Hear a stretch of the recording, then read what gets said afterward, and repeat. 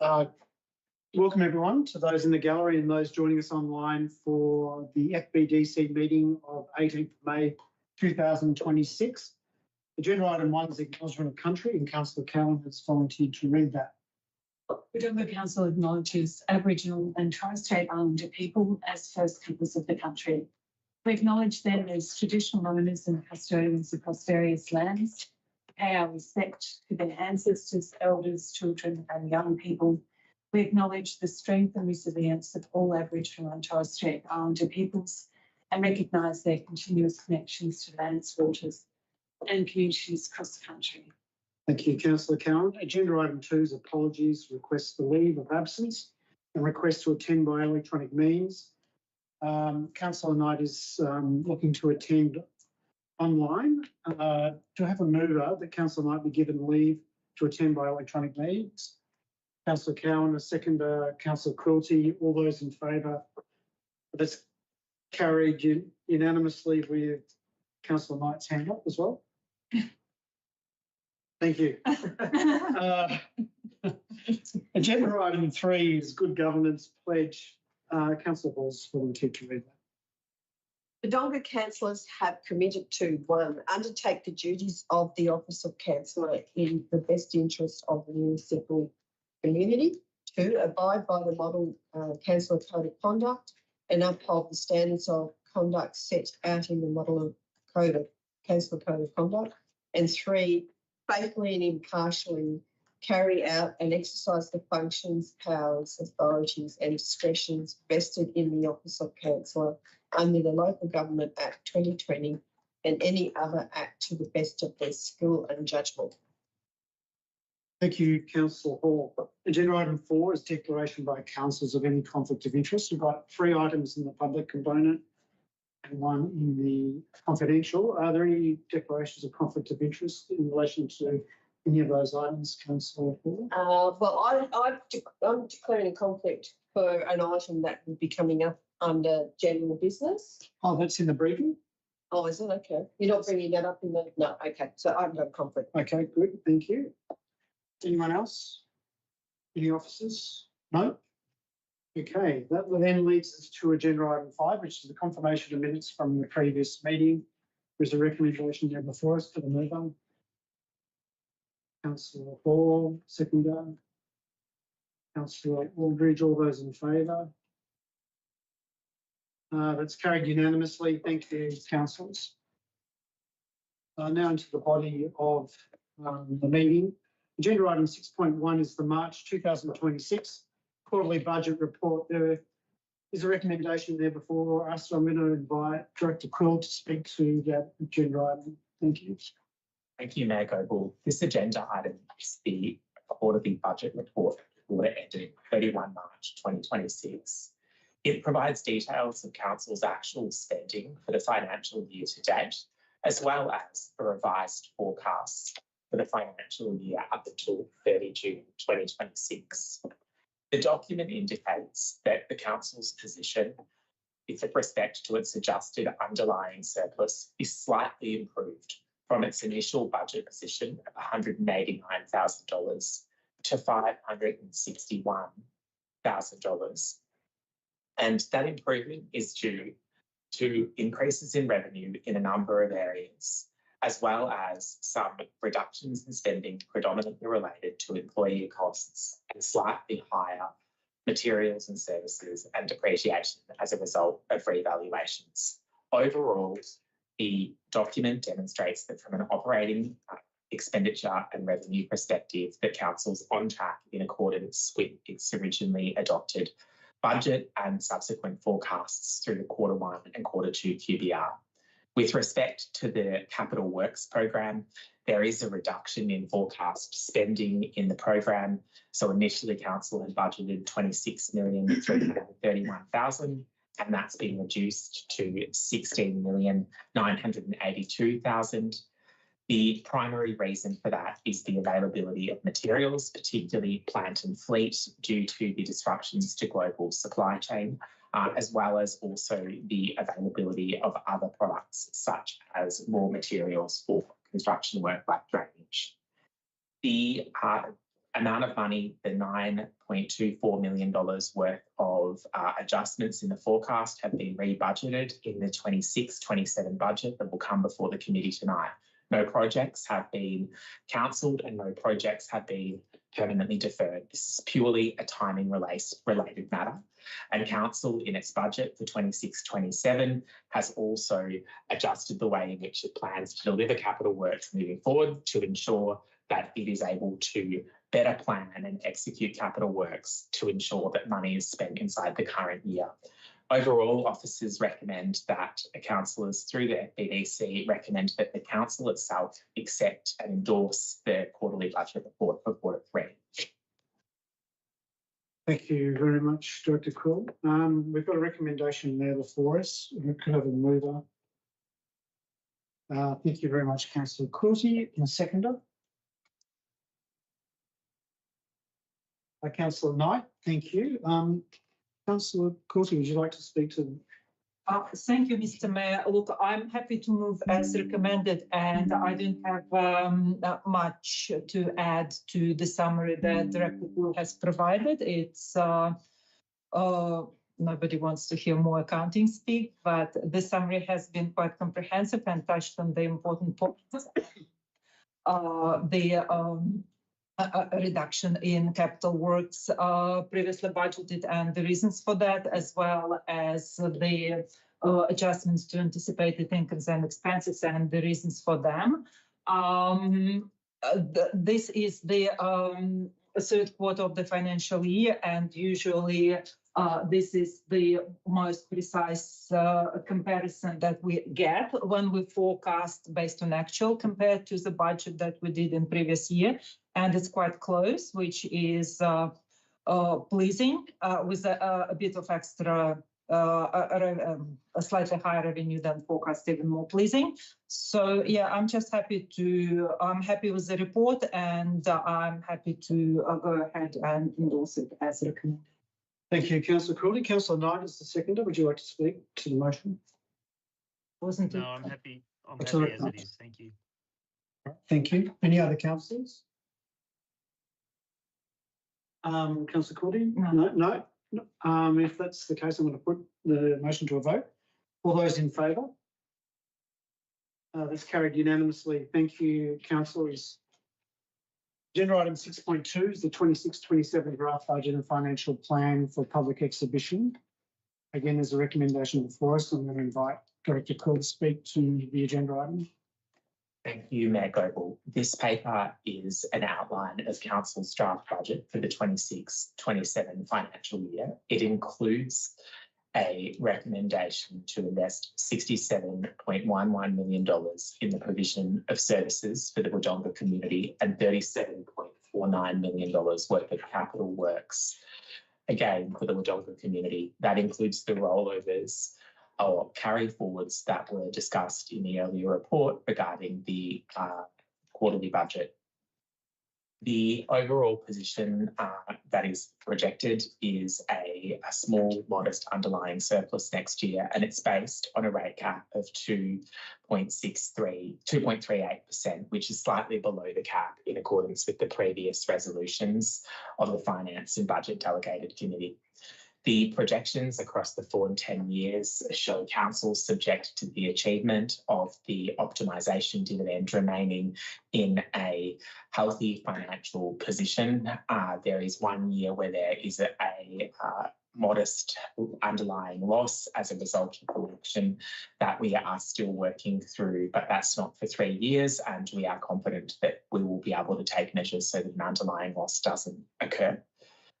Overall, officers are comfortable in the position being recommended to councillors and urge councillors to place the document on public exhibition to receive community feedback for further consideration before adopting the budget in late June.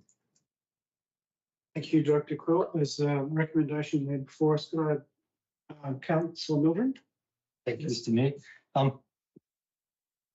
Can I move that the Finance and Budget Delegated Committee accept the draft budget 2026-27 and draft financial plan 26-27 to 2035-36 to be placed on public exhibition for feedback for 21 days in accordance with the community engagement policy. Number 2, request the Chief Executive Officer present a report on the public exhibition and feedback for consideration by the Finance and Budget Delegated Committee at its scheduled meeting on 15 June 2026.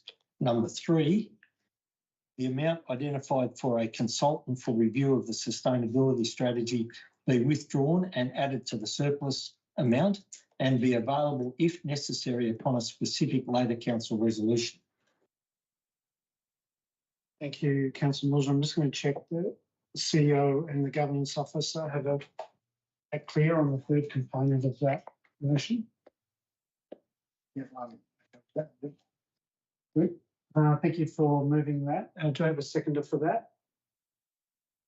Moving is Councillor Meldrum and the seconder is Councillor Quilty. I'm going to ask the mover to speak to that motion, please. Mr. Mayor, there's been a lot of work done in putting this budget together, and I think our staff should be congratulated on the way they've gone about it and the way that we've had interactions and some frank and open discussions about how all this is coming together, how we've had open and frank conversations about what the implications are for both the here and now and the medium term and drifting into the longer term 10-year financials. I think the way we've gone about this process has been reasonably strong. I think the evidence suggests the council's in a reasonably strong financial position right at this moment, and if we continue to be prudent in the way we go about things, will continue to be that way.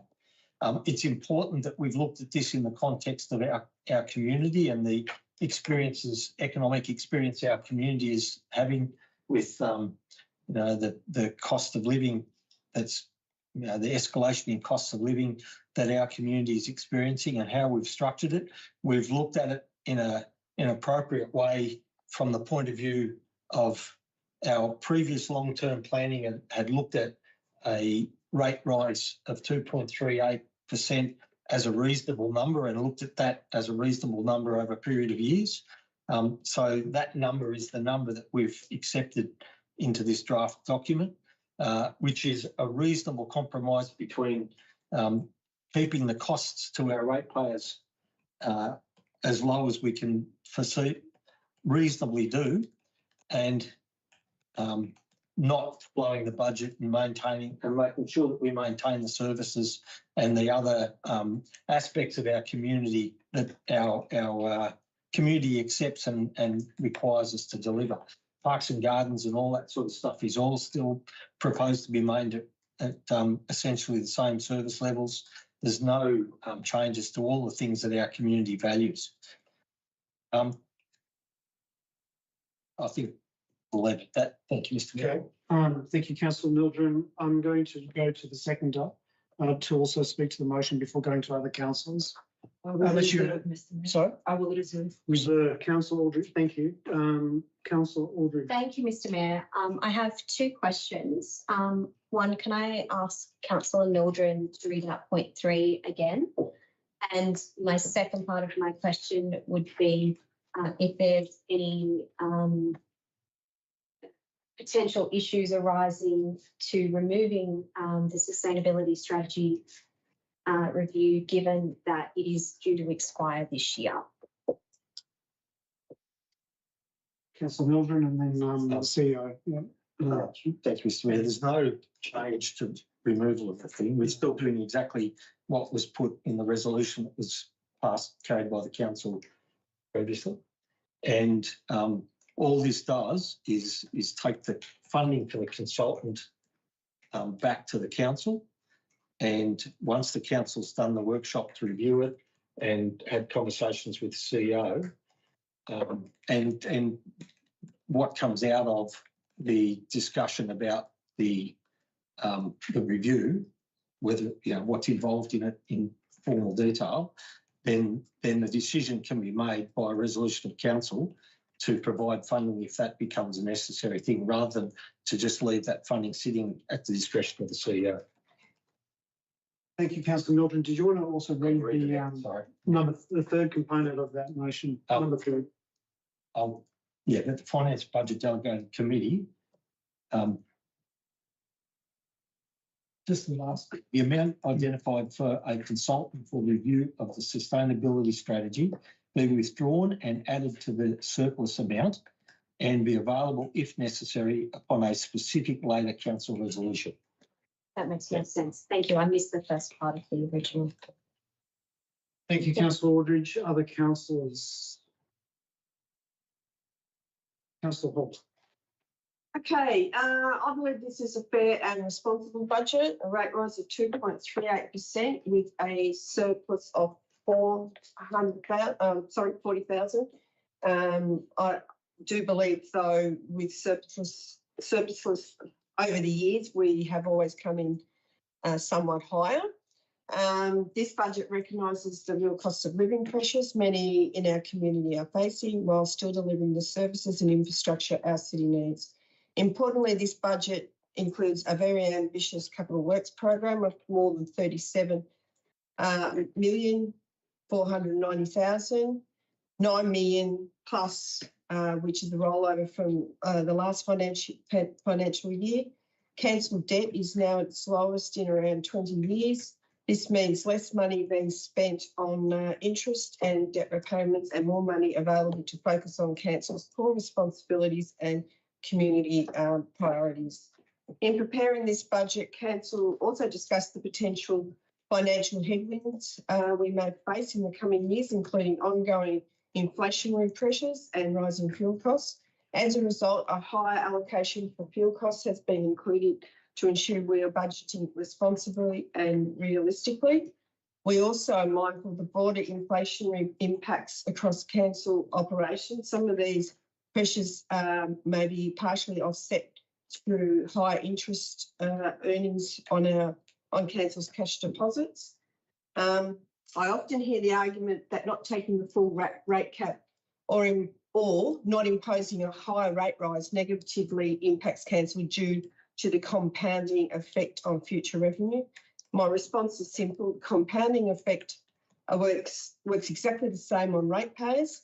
Every rate increase becomes a base for the next increase, compounding year after year on household budgets and small business. This is one of the key reasons why Wodonga rates became among the highest in Victoria in the past. I think going forward, I'm happy with this budget and look forward to our community providing feedback. So thank you. Good. Thank you, councillor Hall. Other councillors, councillor Aldridge for a comment? Yes, thank you, Mr. Mayor. I'm happy to support putting the draft budget 26-27 and a financial plan out for public exhibition. As with everything that goes out for feedback, this step is just really about transparency and letting the community see the full picture and ask questions and tell us what they think before anything is locked in. What stands out for me in this year's draft is the very ambitious capital works program. There's big projects on the list, and council will need to continue to be upfront about our delivery capacity and how these projects are rolled out over time. The community do notice when things shift between financial years, even when the reasons are genuine and unavoidable. So giving the community the chance to look at the detail and respond is an important part of this budget process. Thank you, councillor Aldridge.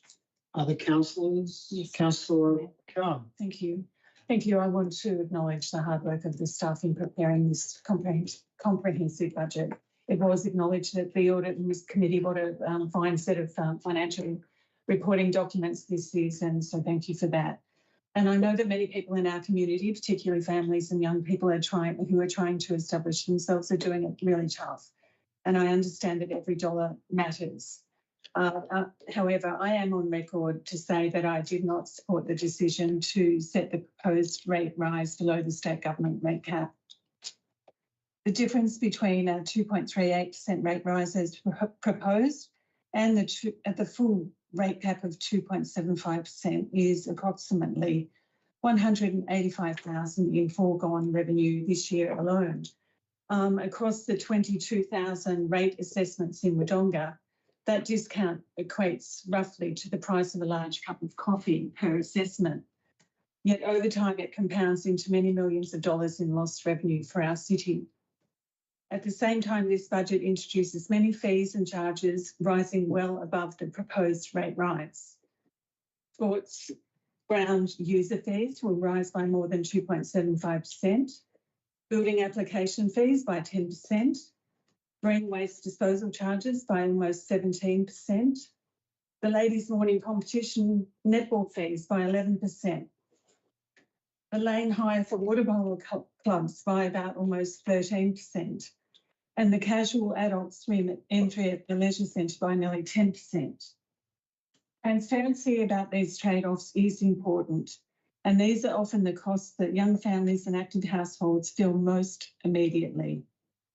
I also fought for stronger action on issues that community regularly raises with me, including graffiti, illegal dumping, and keeping waste costs lower for households.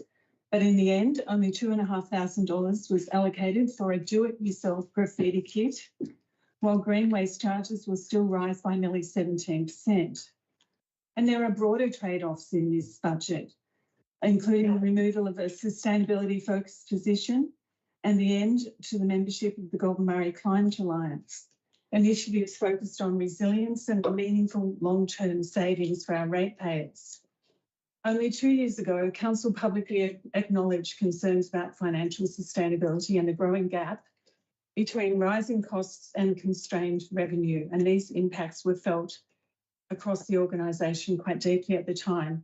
Ultimately, I remain concerned about the long-term financial sustainability, the loss of future revenue capacity and increasing cost pressures.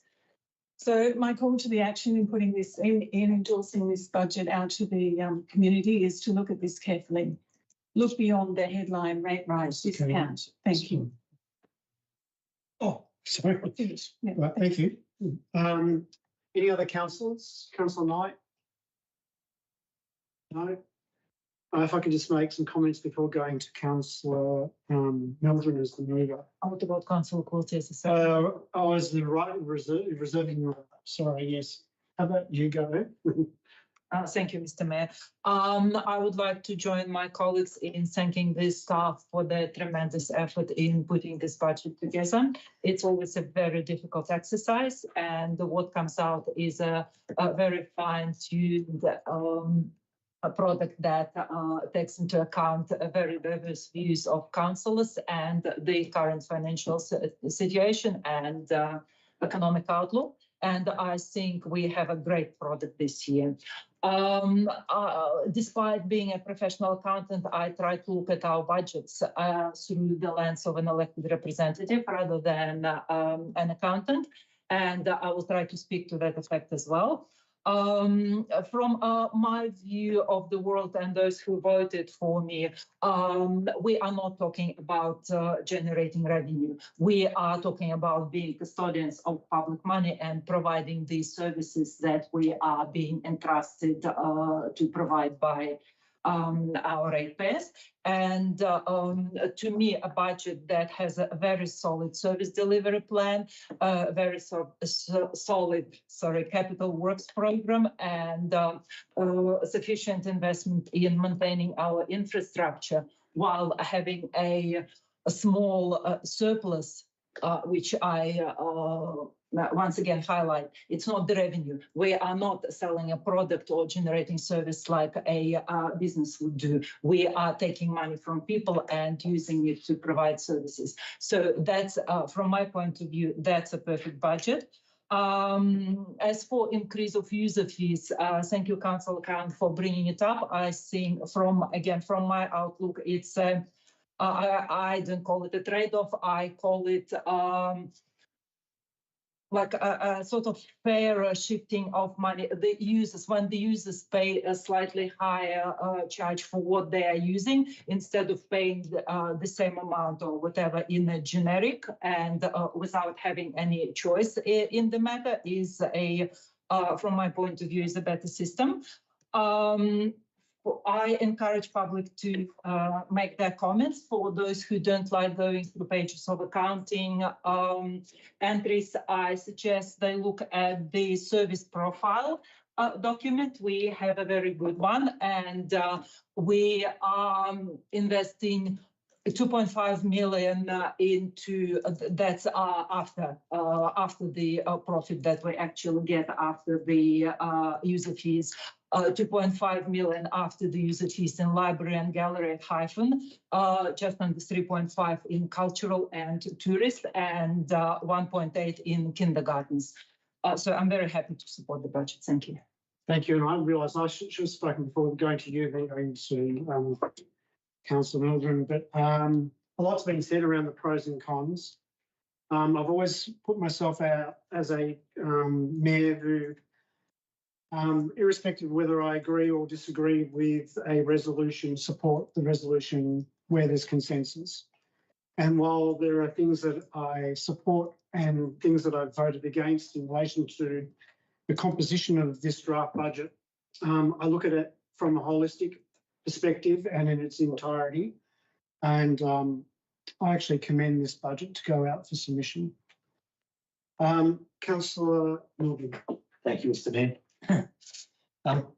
Fundamentally, this budget takes priorities very seriously and puts tangible outcomes ahead of increasing administrative processes and takes a step back from the high taxing, high spending approach that could have been applied. We focus on tangible infrastructure and community services that meet the majority of our community's expectations. This budget is financially responsible, and it takes us back to our community's basic needs.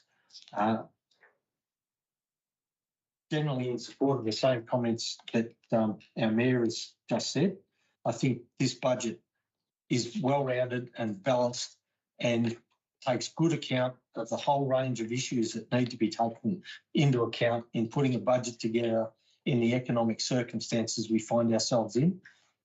It doesn't overtax, but it still maintains the services that our community sees as priorities. I put the motion, Mr. Mayor. Thank you.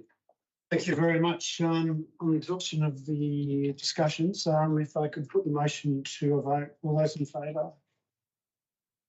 Councillor Mildren, Councillor Aldridge, Councillor Global, Councillor Knight, Councillor Hall, Councillor Quilty, all those against? Councillor Cowan, the motion is carried. Thank you, councillors. Agenda item 6.3 is the corporate website content audit proposed project plan. Director Cool, did you want to introduce that? Thank you, Mayor Global. The paper currently before the committee relates to the council website. The council website was identified as an area for improvement through a service review in the past couple of years, as well as in the current council plan. Officers, particularly those that are experts in the community communications and marketing space, have carefully considered that and are putting forward an alternative rather than an entire new website. It's a content audit together with improvements to the underlying content resulting from that, which will help make navigating the website easier and accessing content more straightforward for the community of Wodonga. The costs with respect to it are much more modest than a complete website revamp, which officers do not consider to be necessary at this time. And through the paper, the officers are recommending and seeking the committee's endorsement of this approach, noting that the proposed approach is in the funding for it is included in the draft budget that has just passed through the committee. Thank you, Director Quill. We have a recommendation before us to have a mover. Councillor Aldridge as the mover and the seconder. Councillor Quilty, Councillor Aldridge, would you like to speak to the motion? Thank you, Mr. Mayor. I'm happy to support this recommendation. It's no secret that our corporate website is quite hard to navigate it's full of outdated and duplicated information. And from my understanding, it's grown into something that's just too big to manage properly. So this content audit is a really important first step in getting it back to a standard our community is telling us they want, making things simpler, clearer and easier online. So I'm supportive of getting this moving. Thank you, Councillor Aldridge. Councillor Clinton? Thank you, Mr. Mayor.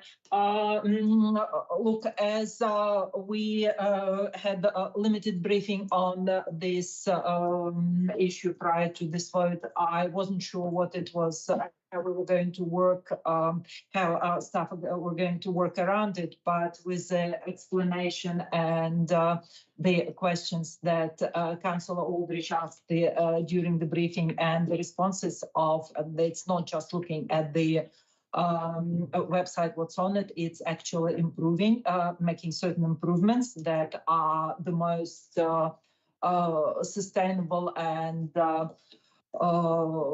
realistic. I'm happy to support it. Definitely our website needs improvement. Not even as a council in my second term, I have trouble sometimes finding things on the website. I imagine for somebody who's doing it for the first or second time in their life, it's even harder. So yes, best of luck on improving the website, and hopefully it will be a much better and easier to navigate version. Thank you, Councillor Cooley. Other councillors? Councillor Mildred? Thank you, Mr. Mayor. I think it's the right move to be undertaking a review of the website rather than building a new website. In light of what we've seen in other community institutions where $96 million has been spent, I'd hope to see something of any sort of nature of that be project that we might set about endeavouring to make happen. So from the point of view of trying to improve the outcome for the 50,000 that's been included in the budget to undertake this process, if we can streamline the clunky system that we've got at the moment and take out the items in the website at the moment that might not be necessary or which might be duplicated or which don't create the links that we need created, or which create links that probably shouldn't be created because it complicates it, then all the better. And we need to go through the review process to identify all of those things. So from that point of view, I support the motion, Mr. Mayor. Good. Thank you, Councillor Mildred. Any other councillors? If not, I'll go back to the mover. Nothing further. Nothing. Then I'll put the motion. All those in favour? That's carried unanimously. Thank you, councillors. Thank you, staff. Which now leads us to confidential business, agenda item 7, and there's a recommendation that the meeting be closed to members of the public in order to consider matters pursuant to section 3, subsection 1 of the Local Government Act 2020, and that the meeting be adjourned for 2 minutes to allow the public to leave the chamber. Could I have a mover, please? Councillor Hall on the seconder, Councillor Mildred, all those in favour. That's carried unanimously.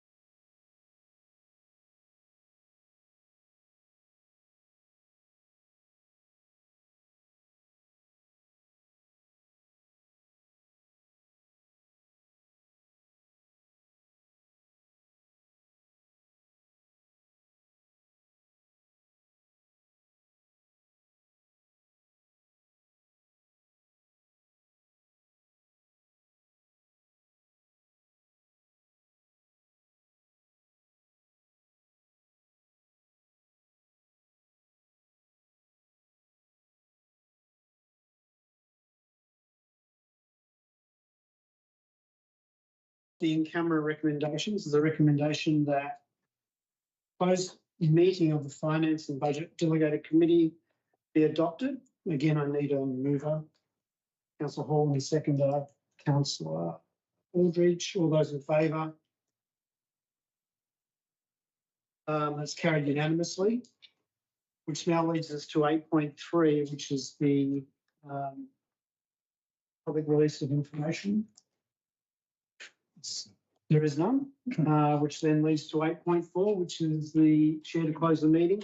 So I'd like to declare the meeting closed at 6:45 p.m. Thank you, everyone, staff and councillors, for your participation. Thank you for those joining us